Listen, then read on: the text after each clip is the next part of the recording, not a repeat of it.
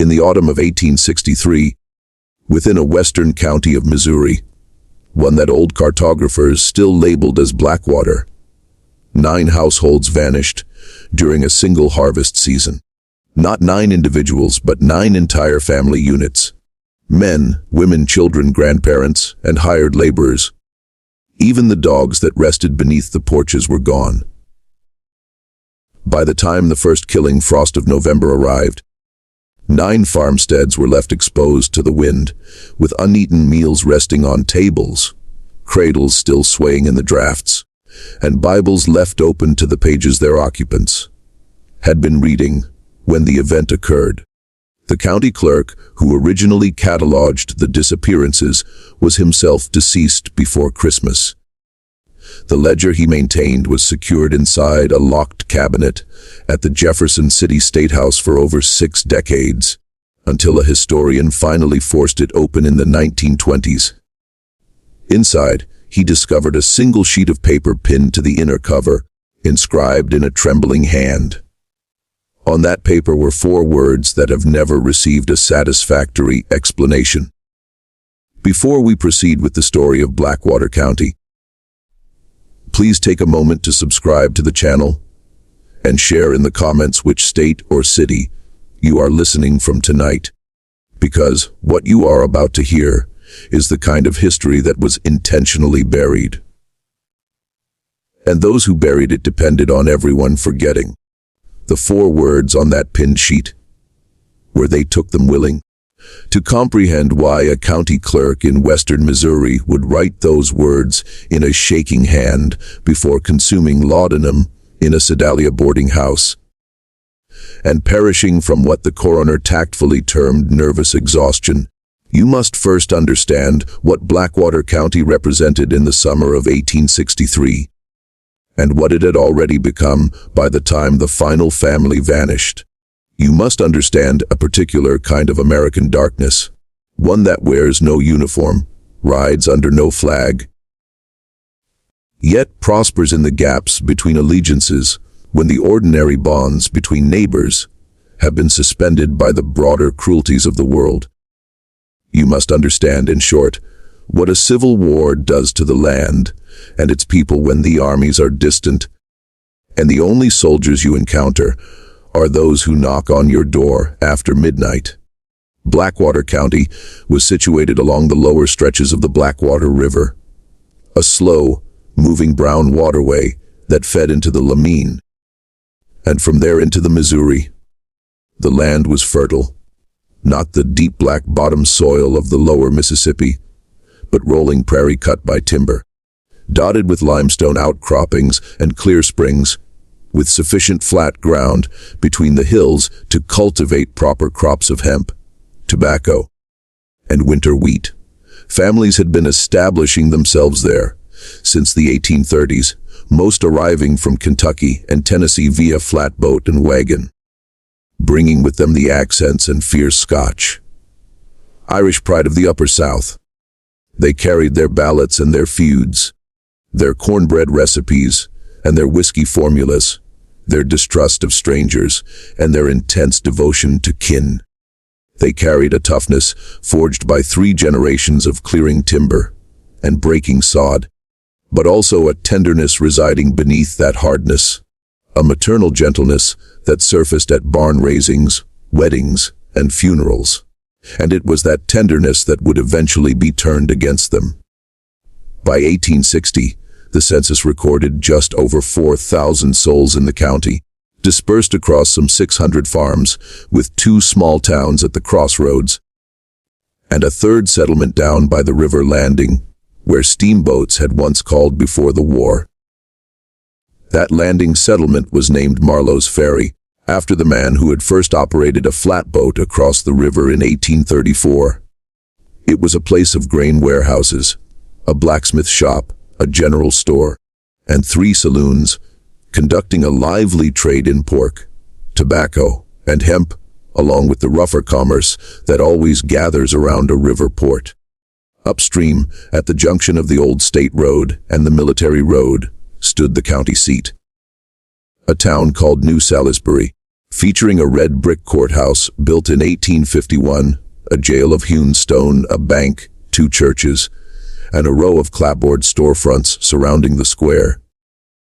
Everyone in the county visited New Salisbury at least twice yearly, once to pay taxes and once to attend the fall circuit court. Everyone knew everyone else by sight, if not by name. The families residing there were not wealthy. A handful owned enslaved individuals, typically 1 or 2 household servants and a field hand or 2. But most were simple farmers who worked their own land with their own hands and those of their sons. They attended church on Sunday at one of 4 little white frame meeting houses. They interred their dead in family plots on the back 40. And they placed their trust in their neighbors because they had no choice. The nearest physician was 11 miles away in fair weather and 3 days distant in bad weather. If a child developed a fever at midnight, you did not wait for the county doctor. You rode to the nearest farmhouse and you knocked. And the man who answered the door, regardless of his politics, regardless of his exhaustion, regardless of any grievance between your families, would take down his coat from its peg and ride back with you through the darkness. That trust, that web of small loyalties between neighbors, was the first casualty of the war. Missouri in 1863 was not a battlefield in the manner of Virginia. No great armies marched across it in blue and gray formations. There were no Gettysburgs, no Antietems, no expansive fields of corpses arranged in rows for photographers. Instead, what existed was something older, more intimate, and far more terrible. It was a conflict of neighbors against neighbors. The boy who had kissed your daughter last spring, now riding up your lane with a pistol and a grudge. The man who had helped you erect your barn in 59, now reporting your husband to the Home Guard. The state had officially declared for the Union. But in the western counties, where the Missouri River bent south and the land reached toward Kansas, loyalties were divided straight through every family and every congregation. Brothers fought for opposing sides. Fathers disowned sons. Wives denounced husbands from the pulpit. Old men who had voted Whig, Democrat, and nothing over their long lives now voted with their rifles, and not always for the side their neighbors expected. Into that fractured country came the bushwhackers. They called themselves partisan rangers, guerrillas, or simply the boys. The Union called them murderers. They rode in small bands of 10 or 20, armed with revolvers and shotguns, moving through the timber and river bottoms like phantoms. They burned out Union sympathizers, ambushed federal patrols, and lived off the farms of the civilian population, demanding meals, fodder, and horses, and woe to the family that refused. On the other side, the Home Guard and the enrolled Missouri militia, often manned by men with private scores to settle, rode up the same lanes in blue coats and performed much the same work, only with the authority of the state behind them.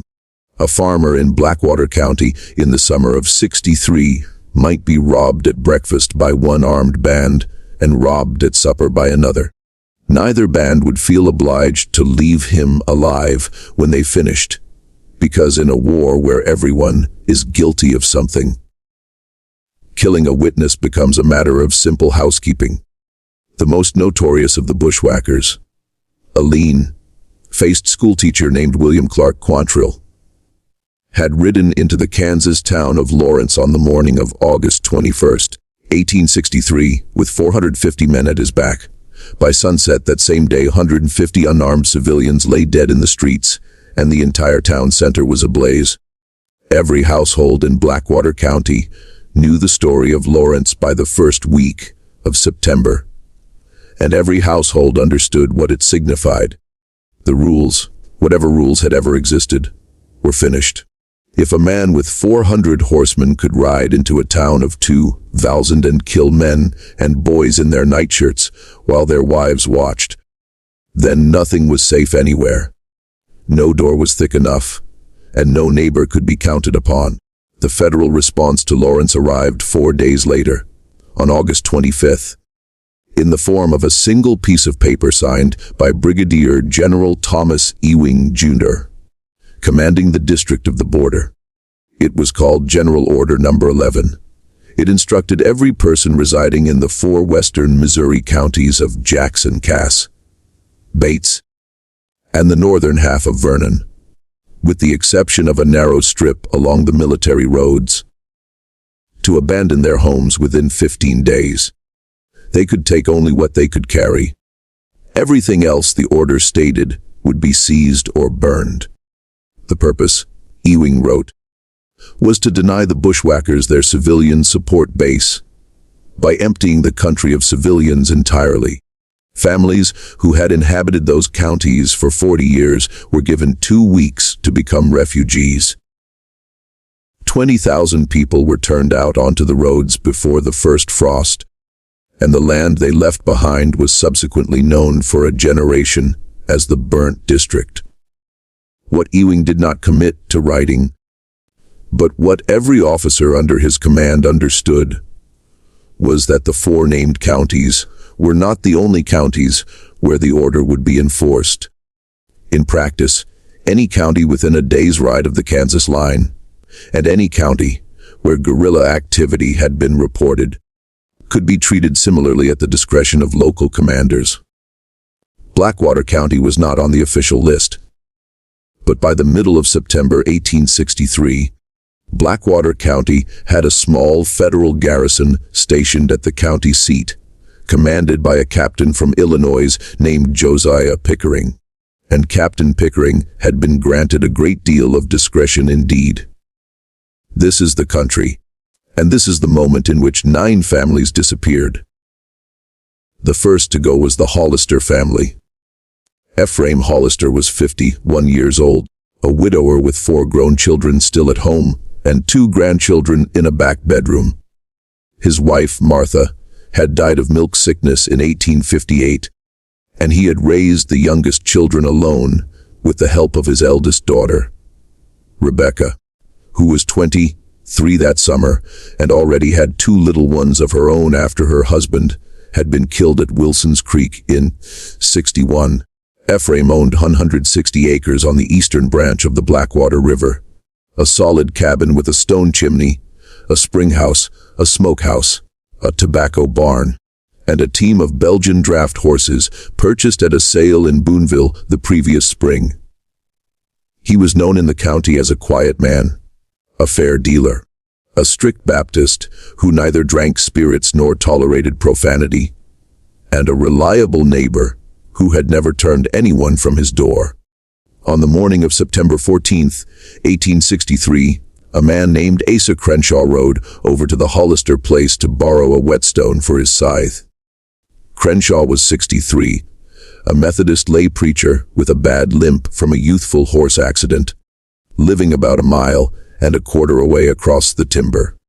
He had known Ephraim Hollister for 22 years. They had aided each other at every harvest since before the war. They had buried each other's wives.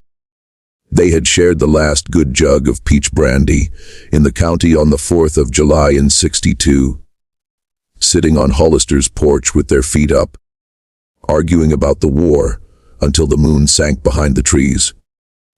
When Asa Crenshaw rode into the Hollister yard that morning, the dogs were gone. That was the first thing he noticed. The Hollisters kept 3 hounds and a yellow mongrel that slept on the porch, and none of them appeared. The second thing Crenshaw noticed was that the chickens were still in the yard scratching at the packed earth, and no one had thrown them their corn. Ephraim Hollister fed the chickens every morning before breakfast. It was something you could set a watch by. The third thing Crenshaw observed as he drew closer was that the front door of the cabin stood half open, and a gingham apron was caught on the latch, flapping gently in the morning breeze. Crenshaw called out from the yard, and when no one answered, he tied his mule to the hitching post and walked up onto the porch.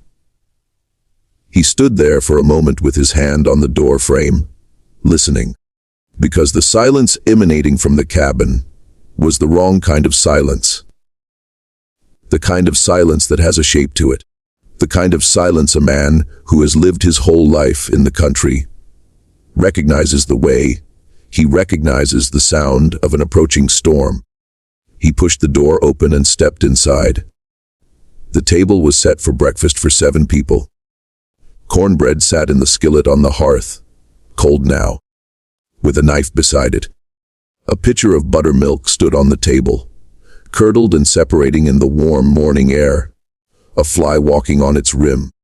7 plates, 7 tin cups, 7 places laid with knives and spoons, and not one of them had been touched. A half-peeled apple lay on a cutting board at the end of the table, its peel still attached in one long spiral, as though the hand holding the knife had simply set it down and walked away. The back bedroom where Ephraim's daughter Rebecca slept with her 2 children was empty.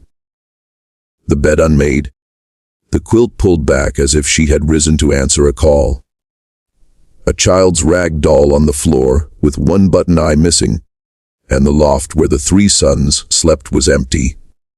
A clean shirt lay folded on the bed as though someone had been about to put it on. Out in the yard, the draft horses were still in the barn, and the wagon remained under the lean-to. Nothing had been taken. Nothing had been broken. There was no blood, no sign of struggle, no track of wagon wheels leading away except those that had been there for weeks. The only thing out of place, Crenshaw would recall later, was that the Hollister family Bible, which always rested on a small shelf above the hearth, had been taken down and laid open on the table, face up next to the cornbread skillet, and the page it was open to was the 37th Psalm, "Fret not thyself because of evildoers, for they shall soon be cut down like the grass, and wither as the green herb." Asa Crenshaw rode to the county seat that same afternoon and reported the Hollisters missing to the sheriff. The sheriff was a weary man named Reuben Vaughn, who had been struggling to hold the county together with his bare hands since the war began. He rode out to the Hollister farm the next morning with 2 deputies and found exactly what Crenshaw had described. He wrote a brief report, filed it with the county clerk, looked at the open Bible on the table for a long time, then closed it gently and returned it to its shelf.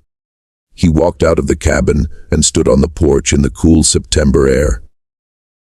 He felt, for the first time in his 11 years as sheriff, a fear that had nothing to do with bullets or blades. It was a fear of the absence of sound. It was a fear of 7 untouched place settings.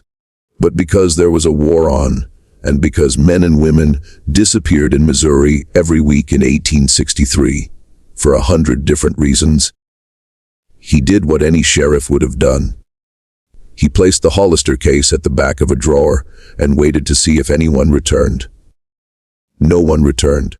6 days later, on September 20th, the Tillman family was gone. 8 people that time, including a grandmother of 74 who had been bedridden for 3 years with crippling arthritis that made her cry out every time she was moved from one side of the mattress to the other. The Tillman cabin was found exactly as the Hollister cabin had been found.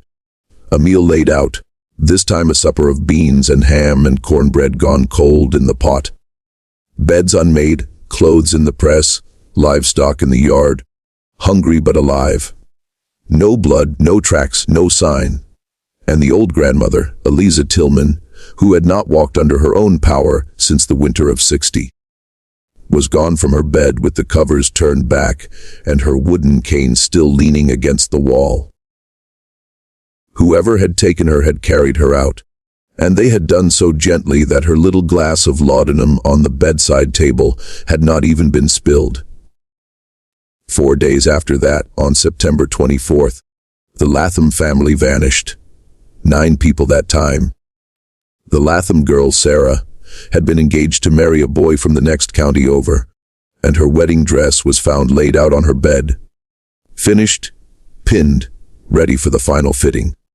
A small bouquet of pressed flowers, gathered for the wedding and tied with a blue ribbon, sat on the pillow beside the dress. The boy she was to marry, a young farmer named Caleb Renfro from across the river, rode over when he heard the news and sat on the edge of her bed for 2 hours without moving. When he rode home, he would not speak for 3 days. And when he finally spoke, he said that Sarah would not have left that dress behind. Not for the devil himself. Not for anything on earth. She had been working on it for 7 months. If she had walked out of that cabin and left that dress folded on the bed, then she had not walked out. Someone had walked her out. And that, Caleb Renfro said, was what he could not live with. 3 weeks later, Caleb Renfro was found hanged in his father's barn. The coroner ruled it a suicide. His father, who had taken the body down at dawn, never entirely agreed. By October 1st, Sheriff Vaughn had 3 empty houses on his desk and a growing certainty that whatever was happening was not the work of ordinary bushwhackers. Bushwhackers took horses' food and revenge. They did not take entire families and leave the horses behind. They did not take grandmothers who could not walk, and they certainly did not take people so quietly that no one within 3 miles heard a gunshot or scream. The Lotham farm lay within 800 yards of the Crenshaw place, and Asa Crenshaw had been awake that entire night with a sick calf in the barn. He had heard nothing. No hoofbeats, no voices, no barking dogs. Nothing at all. Except once around 2 in the morning, the faint squeak of a wagon axle passing along the river road, which he had thought at the time was only a neighbor driving home late from town. On October 3rd, Vaughn rode to the federal garrison at the county seat and requested a formal meeting with Captain Josiah Pickering. Pickering was a thin man of 34, sharp-featured, with a close-cropped beard, an Illinois accent, and a habit of cleaning his fingernails with the tip of a penknife, while others spoke. He listened to Vaughn's account of the 3 missing families with an expression of professional concern. He asked a few quiet questions about the locations of the farms. He asked whether any of the missing families had been known to harbor guerrilla sympathies.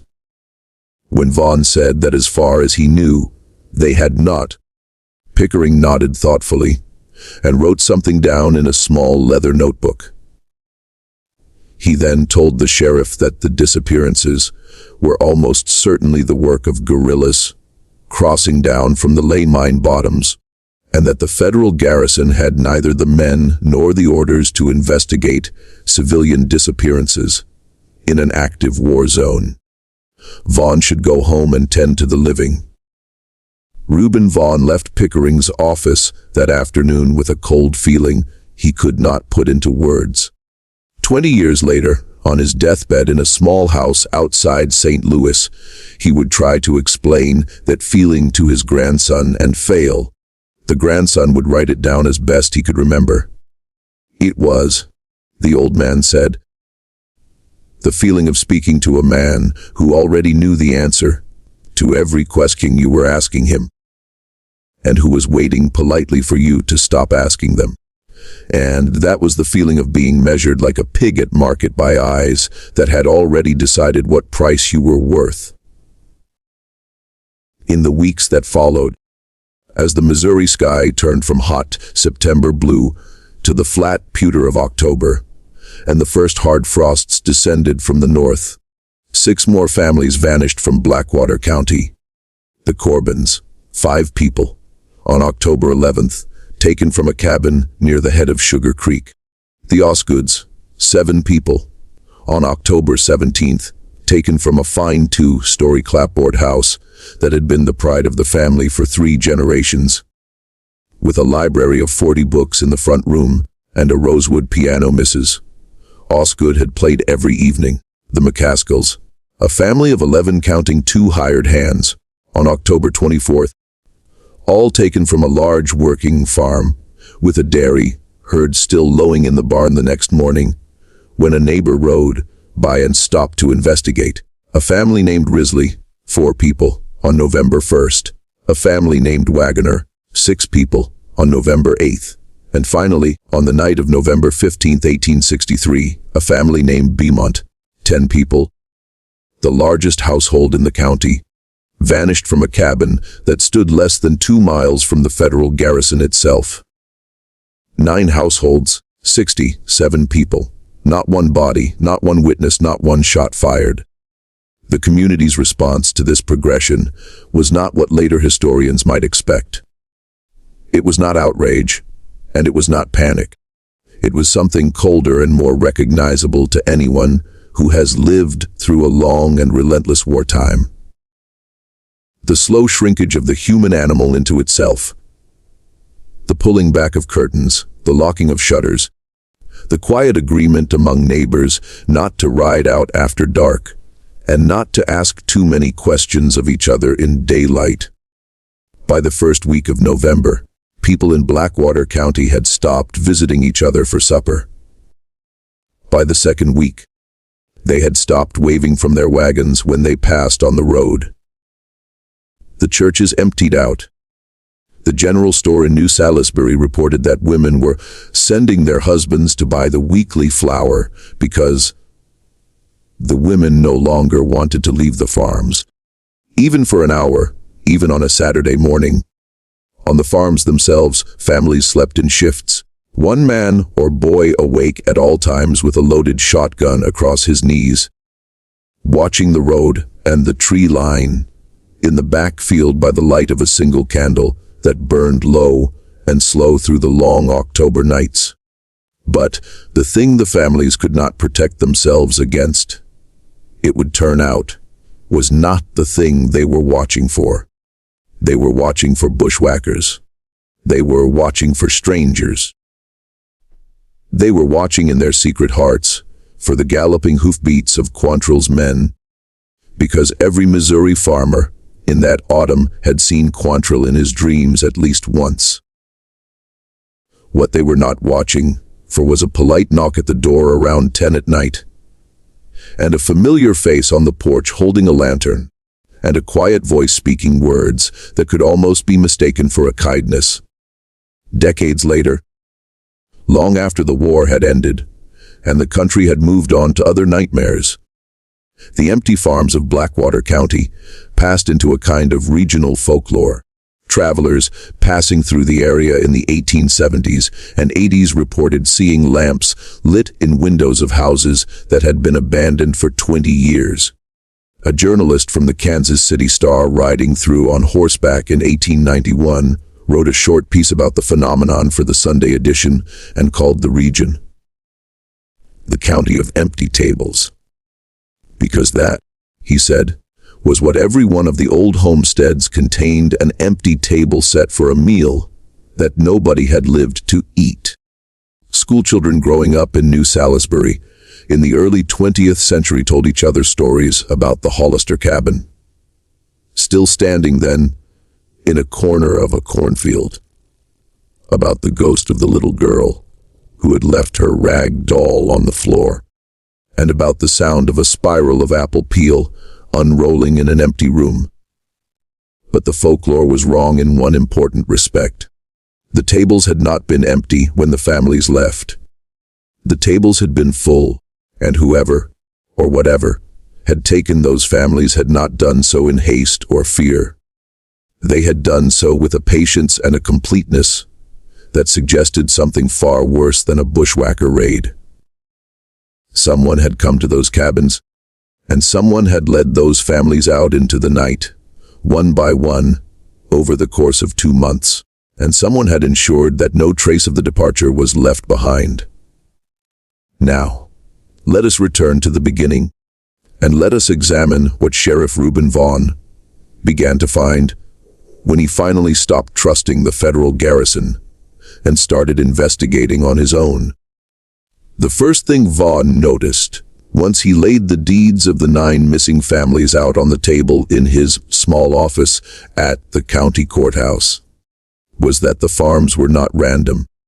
He had assumed at first that the bushwhackers, or whoever was responsible, had simply taken whichever families were easiest to reach. But when he plotted the 9 farms on a county map, using little black pins borrowed from the tailor shop next door, the pattern that emerged was not random at all. The 9 farms formed a rough arc along the eastern bank of the Blackwater River, stretching some 11 miles from the northern county line down to the river landing in the south. They were among the best watered, best timbered, most productive parcels in the entire county. They sat, taken together, astride the only natural corridor for any future railroad line that might be built from Boonville south toward the Ozarks. A corridor that had been surveyed in 1850 the engineers of the Pacific Railroad and discussed in the newspapers of the time as a matter of near certainty. Once coal economy was over, the national economy recovered, and they were all, without exception, adjacent to land that had been acquired within the last 18 months by a single purchaser. The purchaser was a St. Louis land company called Pickering and Latham Associates. Vaughn stared at that name for a long time. Pickering, the same surname as the federal captain at the garrison, and Latham, the same surname as the second missing family, whose patriarch, old Calvin Latham, had been one of the most vocal opponents of wartime land speculation in the county. Calvin had gone to his neighbors in the summer of 1863, warning them not to sell their deeds to any agent of any St. Louis company under any circumstances whatsoever. Old Calvin had been a fierce man, a veteran of the Black Hawk War, a man who carried his grievances, written down in a small notebook, in the breast pocket of his coat. He had given speeches on the courthouse steps in June and July about how the war was being used by men in St. Louis, Chicago, and Philadelphia to strip Western farmers of everything they had built. He had named names. He had pounded his fist on the courthouse porch rail until it shook. Calvin Latham had disappeared with his entire family on September 24th. Vaughn rode to the county recorder's office the next morning and spent 6 hours working through the deed books. What he found was this: Pickering and Latham Associates had, between the spring of 1862 and the autumn of 1863, purchased 41 parcels of land in Blackwater County, all of them along the eastern bank of the Blackwater River, all of them within a mile of the 9 farms that had recently gone empty. The purchases had been made at remarkably low prices. In several cases, the deeds had been signed over by widows whose husbands had been killed by guerrillas earlier that same year, and who had needed cash quickly to feed their children through the coming winter. In other cases, the sellers were listed as having relocated to Illinois or Iowa, though no forwarding addresses were recorded, and no one in the county seemed to know exactly where they had gone. And in a few cases, most troublingly, the signatures on the deeds looked, to Vaughan's careful eye, to have been written in a hand very different from the hand on other documents in the county records bearing the same name. Vaughn began, very cautiously, to ask questions. He rode out to the Wagoner place, one of the missing farms, and searched the abandoned cabin with greater care than he had used on his first visit. He looked behind cupboards. He lifted trunk lids. He went up into the loft and pulled back the mattress ticking on each of the beds, and in a hollow beneath a loose floorboard under the bed in the main room, wrapped in a piece of oilcloth and tied with a strip of cotton, he found a small packet of letters. The letters were addressed to Samuel Wagoner, the head of the missing family. They had been written over a period of 4 months, between June and October of 1863, and were signed by an agent of Pickering and Latham Associates named Horace Osgood. Horace Osgood, the same surname as another missing family. Vaughn sat down on the edge of the Wagoner's bed and read the letters in order from first to last by the slanted afternoon light coming through the cabin's single window. The letters were, on their surface, polite business correspondence. The first, dated June 8th, introduced Mr. Osgood as a representative of a St. Louis firm interested in acquiring agricultural land in Blackwater County for post-war development, offering Samuel Waggoner a fair market price for his 120 acres. The second, dated July 3rd, expressed polite disappointment at Waggoner's refusal and raised the offer by 15%. The third, dated July 29th, raised the offer again and mentioned, in a casual aside, that several of Waggoner's neighbors had recently accepted similar offers and had relocated with their families to new lands in central Iowa that the company had arranged to purchase on their behalf. The fourth letter, dated August 20th, was different in tone. It mentioned, by name, the wife and children of Samuel Waggoner. It asked, with apparent sympathy, about the health of young Elias Waggoner, who Mr. Osgood had heard was just beginning his first year at the county school. It observed, in closing, that the countryside had become a very dangerous place for young families in these troubled times, and that a man with children bore responsibilities that a childless man could not fully understand. The fifth letter, dated September 10th, 6 days before the Hollister family vanished, spoke at length about the difficulty of protecting a rural family from the depredations of bushwhackers and home guard alike in such a dangerous time, expressing the writer's genuine hope that Mr. Waggoner would reconsider his position before events overtook the matter. And the sixth letter, dated October 4th, contained a single sentence that made Reuben Vaughn sit down on the Waggoner's dusty floor and put his face in his hands. The sentence read, "We have arrangements, Mr. Waggoner, that can provide for the safety of your family in exchange for your cooperation, and we would be grieved to see you refuse a kindness that others in your position have been grateful to accept." Others in your position. Vaughn rode back to town with the letters in his saddlebag. That night, in the small room he rented above the dry goods store, he began to understand what had happened. Or he began to understand a version of what had happened, which turned out not to be the whole of it, though it was enough to get him killed. Some of the missing families, he reasoned, had been coerced. They had been told that bushwhackers or federal troops were coming for them, and they had been offered safe passage out of the county, probably in exchange for signing their deeds over to Pickering and Latham Associates. They had left in the night, walking or riding with an escort, promised new land in Illinois or Iowa. Whether any of them had actually made it to Illinois or Iowa was another question entirely. But at least some of them, he believed, had walked out of their cabins willingly, believing they were being saved. And perhaps, he thought in the dim hours before morning, perhaps some of them had indeed been sent on. Perhaps the first 2 or 3 families had actually boarded a wagon, ridden to a distant depot, reached Iowa, and been given new land. Because that was how a scheme of this kind would have to begin. You would have to send the first few families through the machine honestly, so that their letters back to the county would confirm the story, so that the next families would trust the offer. But somewhere along the way, the scheme had changed. Somewhere along the way, the men running it had realized they did not need to pay for new land in Iowa if they could simply make the families disappear and forge the deeds. Somewhere along the way, the cost of moving 67 people to another state had exceeded the profit the land company was willing to accept.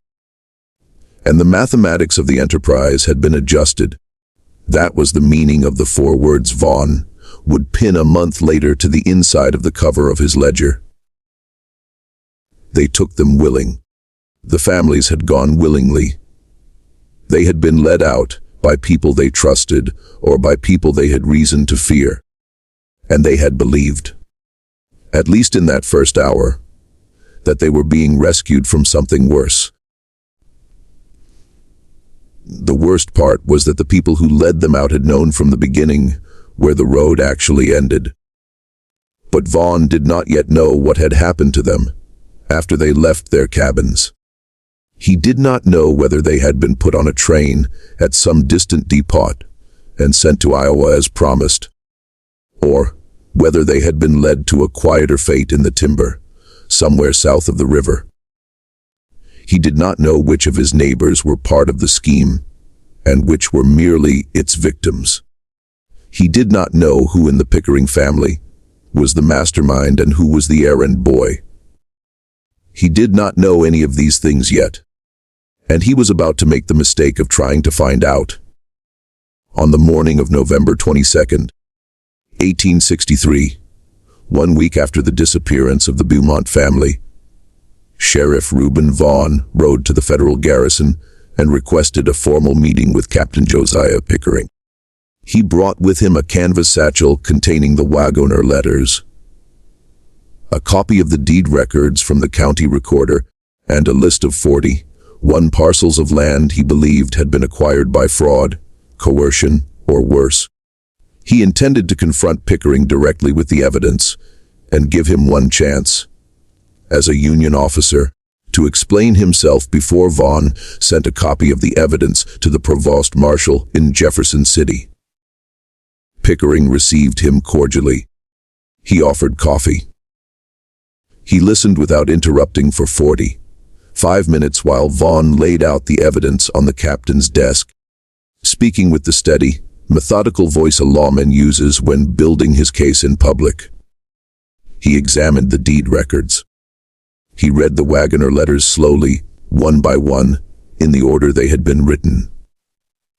When he finished, he set the last letter down on the desk, looked up at Vaughn with a small, thoughtful expression on his thin face, and said, "Sheriff, I believe you have done a remarkable piece of work here, and I'm going to ask you to do one more thing before we proceed.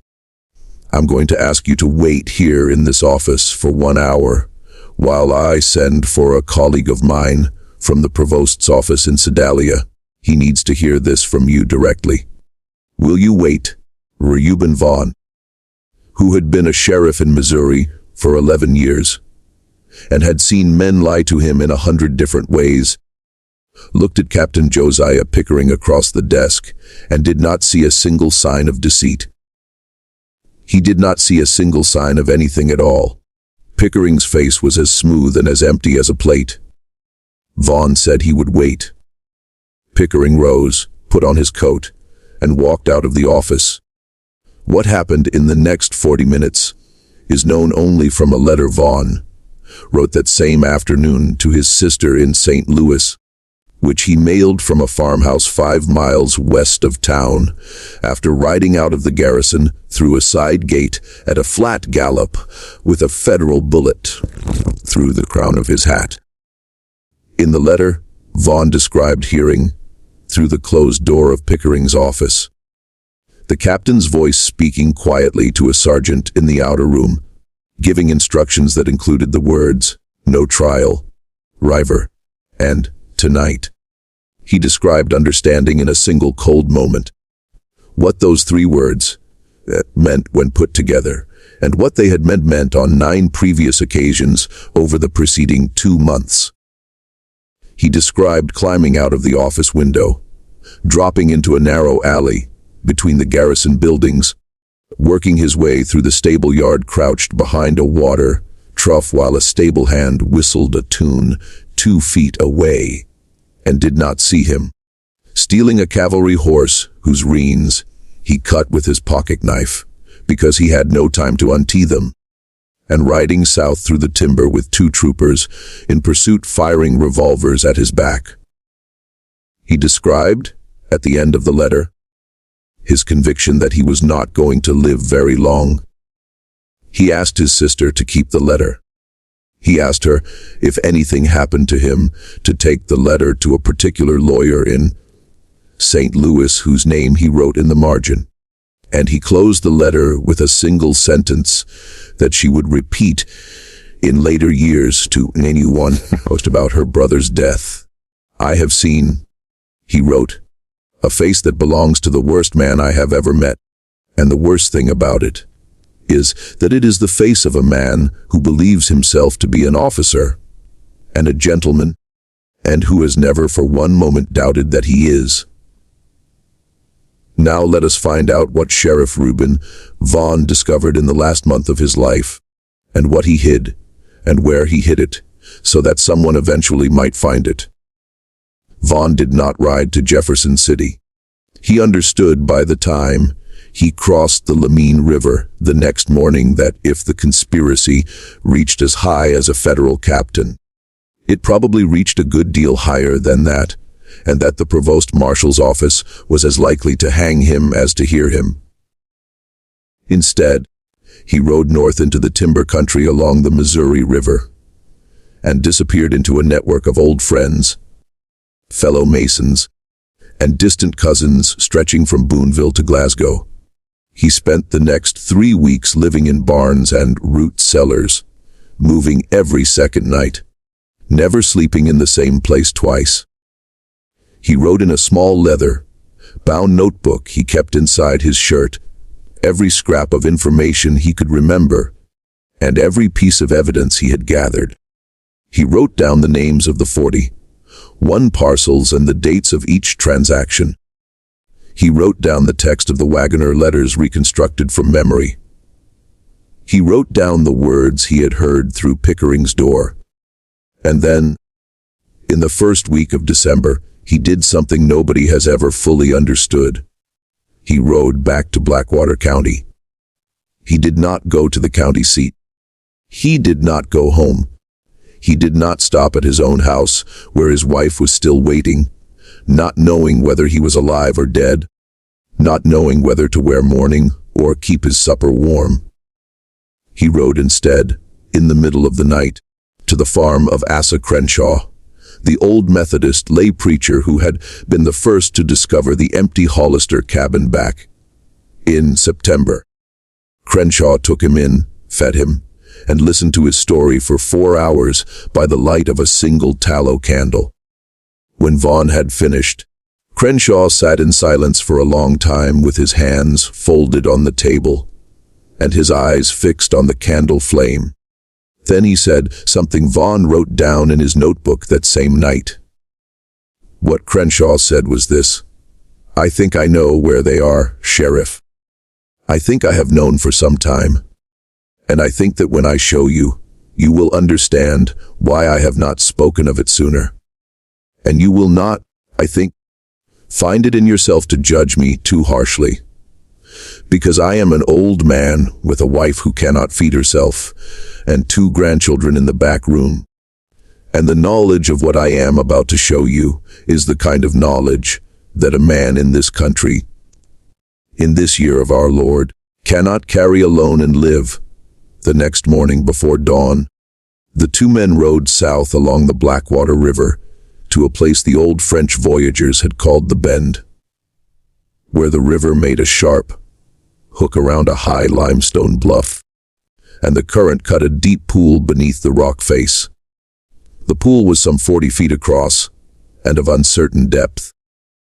Local children had been warned away from it for as long as anyone could remember, because the current at the base of the bluff was treacherous, because the limestone above had a way of shedding slabs without warning, and because, the older people said, the pool did not give back what it took. 2 boys had drowned there in the 1840s and 1 in the 1850s, and none of their bodies had ever been recovered. The river carried what it took. The saying went all the way down to the Gulf. Crenshaw dismounted at the edge of the bluff and led Vaughn to a narrow game trail that descended to the water. The trail was barely wide enough for a single horse, winding down through scrub cedar and limestone, emerging after perhaps 4 minutes of careful walking on a broad natural platform of pale rock some 12 feet above the pool.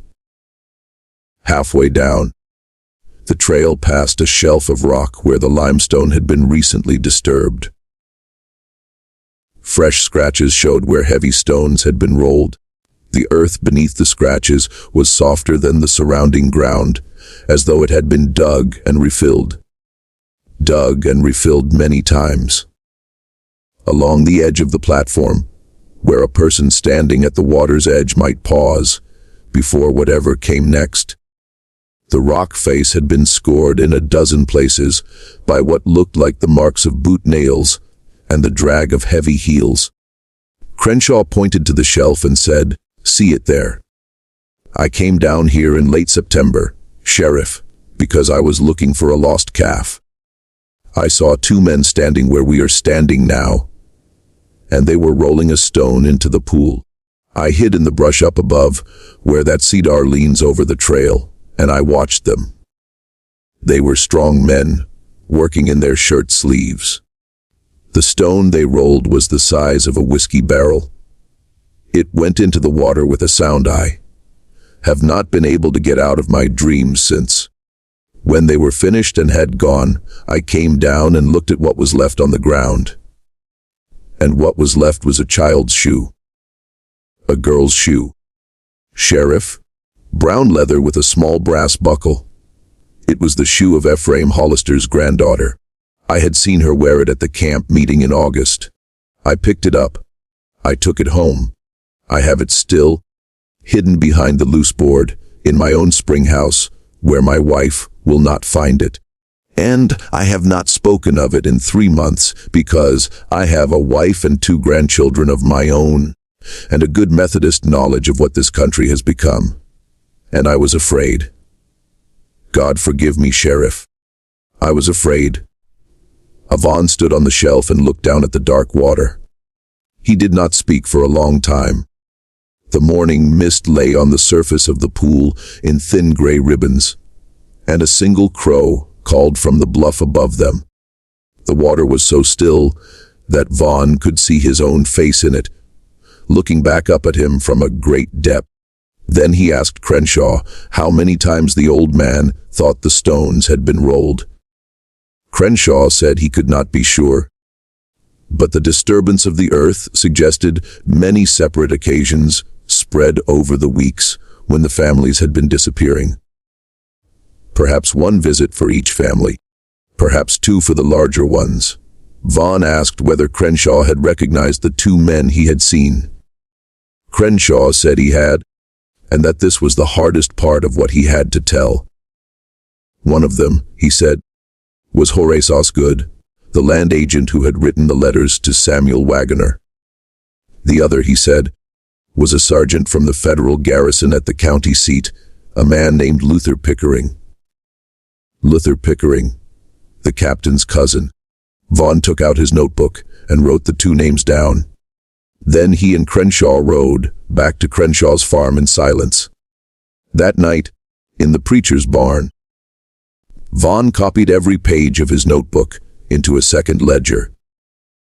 A larger one Crenshaw had kept for his farm accounts and never filled more than halfway.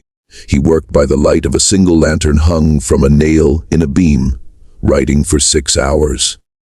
When he finished, he pinned to the inside of the cover a single sheet of paper on which he wrote, in a hand already beginning to shake from what he knew.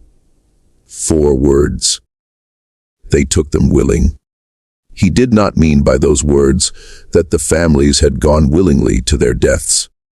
He meant that the families had gone willingly out of their cabins, believing they were being saved.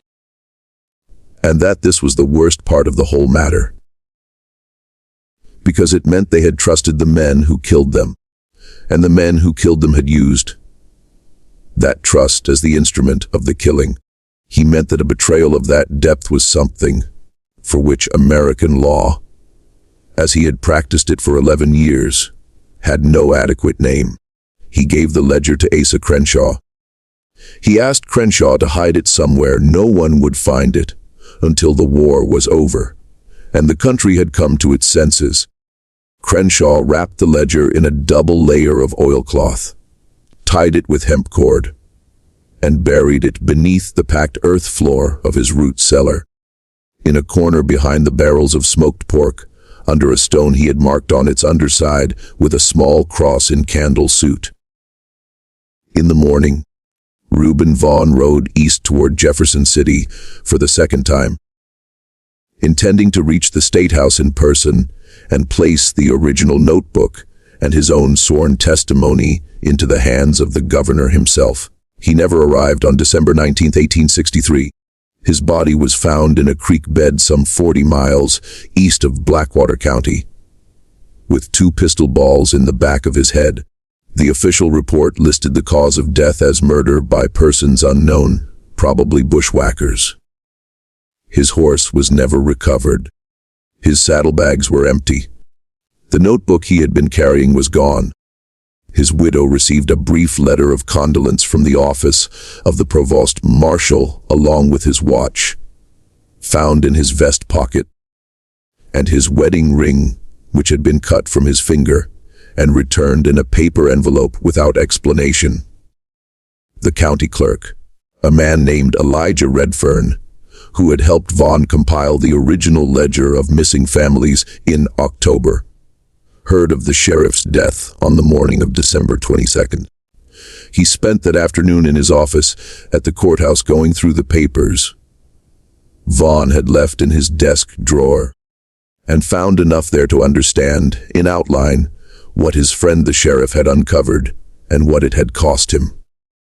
2 days later, on Christmas Eve, Elijah Redfern took the coach to Sedalia.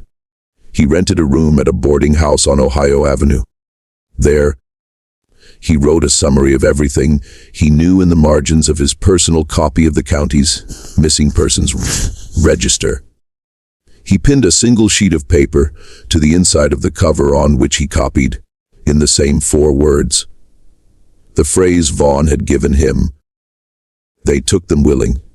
And then he walked to the apothecary on Main Street, purchased a bottle of laudanum, returned to his room, and drank the entire bottle before lying down on the bed with his hands folded over his chest. He was found by the boarding house keeper the next morning, Christmas Day, 1863. The coroner ruled the death a case of accidental overdose from medicine taken for nervous complaints. The ledger in his valise was returned unexamined to the clerk's office in New Salisbury, where it was placed in a locked cabinet by the acting clerk and forgotten. The ledger, buried beneath the floor of Asa Crenshaw's root cellar, remained where Crenshaw had put it. Crenshaw himself died of pneumonia in the winter of 1867, without telling anyone in his family what was buried beneath the cellar floor. He had intended several times to tell his son. He had tried once on a Sunday afternoon in the spring of '66, and had lost his nerve halfway through a sentence, turning the conversation to the planting of corn. The farm was sold out of the family in 1872 after his son moved west to Kansas in search of cheaper land. The new owners tore down the old cabin and built a new one on a different part of the property. The root cellar, now abandoned, slowly filled with dirt and rubble and was forgotten. In the spring of 1923, a young historian from the University of Missouri, named Ellsworth Hadley, working on a doctoral dissertation about the civilian cost of the Missouri guerrilla war, came to Blackwater County looking for primary sources. He spent 3 weeks interviewing elderly residents in their parlors and on their porches, patiently drawing out the stories their parents and grandparents had told them, and they had never thought to write down. In the course of those interviews, he heard from the granddaughter of Asa Crenshaw a story her grandmother had whispered to her on her deathbed about a sheriff who had come to the farm one night in the winter of '63 and left something important buried in the old root cellar before riding east to die. The granddaughter had not known herself whether to believe the story. Her grandmother had been 91 and in and out of her senses in her final week. But she repeated it to the young historian because he seemed genuinely interested. A polite young man with a notebook and good manners, and she had nobody else to tell. Hadley got permission from the current owner to dig. On the afternoon of April 11, 1923, in a drizzling spring rain that turned the earth to cold clay under his hands, he unearthed a rotted oilcloth packet. Inside the packet, remarkably preserved, was Reuben Vaughan's second ledger. Hadley spent 6 months transcribing and verifying its contents. He rowed out to the bend where the river still made its hook around the limestone bluff and stood on the platform above the pool looking down into the dark water. He cross-referenced the deed records. He tracked down what had become of Pickering and Latham Associates. He found, in the archives of the St. Louis probate court, the will of one Horace Osgood, who had died a wealthy man in 1891, and whose estate at the time of his death included controlling interests in 4 Missouri banks, a St. Louis hotel, and some 13,000 acres of land along the Blackwater and Lamine rivers, including every one of the 41 parcels acquired by the old land company during the war. He found that Captain Josiah Pickering, not at the end of the war, had been promoted to major, had resigned his commission honorably in 1866, and had returned to Illinois, where he had become a state senator and died in his bed in 1904, widely mourned by his constituents. He found that Luther Pickering, the sergeant, had been killed in a saloon brawl in Kansas City in 1871, and that at the time of his death he had been carrying a silver pocket watch engraved with the initials E.H., which Hadley believed, though he could not prove, had belonged to Ephraim Hollister. And he found, most painfully, that the railroad line surveyed in 1859 had in fact been built in the 1880s, running directly along the corridor defined by the 41 parcels of Blackwater County land. The sale of those parcels to the railroad company in 1883 had made the heirs of Horace Osgood and Josiah Pickering richer in a single transaction than any of the 9 families killed for them could have imagined becoming in 20 lifetimes of honest work. Hadley submitted his findings, along with the ledger itself, to the Missouri Historical Society in the autumn of 1923. The Society's board of directors reviewed the material, and on a vote of 5-2, declined to publish. The minutes of that meeting, eventually declassified in the 1960s, indicate the majority of the board believed the evidence was strong, but the descendants of several families named in the ledger were prominent citizens of St. Louis and Chicago, and publication would cause, in the words of the board chairman, a degree of distress disproportionate to the public interest at this remove of time. The ledger was placed in the Society's closed archives.